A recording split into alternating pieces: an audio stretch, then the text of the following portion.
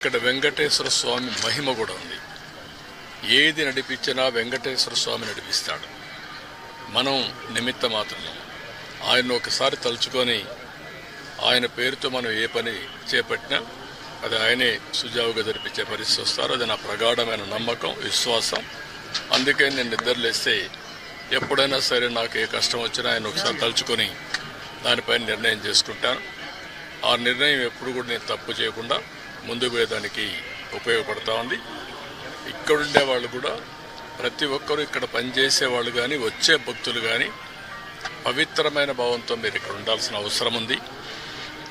మీరు పవిత్రంగా ఉండమే కాకుండా దివ్యక్షేత్రాన్ని పవిత్ర క్షేత్రంగా శాశ్వతంగా ఉండాలంటే భక్తుల్లో ఆ భావన రావాలి, మేనేజ్మెంట్లో భావన రావాలి, శ్రీవారి సేవకుల్లో భావన రావాలి. అందరం కలిసి మళ్ళీ దీన్ని ప్రపంచంలో ఉండే హిందువుల మనోభావాలకి ప్రతిబింబం వెంకటేశ్వర స్వామి టెంపుల్.